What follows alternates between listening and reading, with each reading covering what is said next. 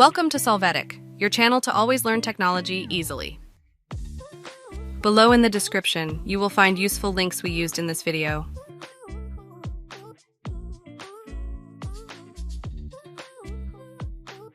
Today in Solvetic, we will see how to word converter from PDF to Word document.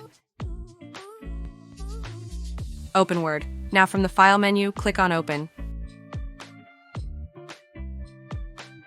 Click on Browse and then select the PDF file to convert. Click on Open. In the message displayed, click on the button OK. In a moment, you can see the content of the PDF available in Word. Hey, remember to subscribe Solvetic channel.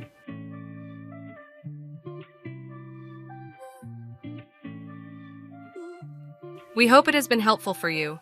Here are links to watch more videos of your interest and subscribe to the Solvetic channel. Thank you.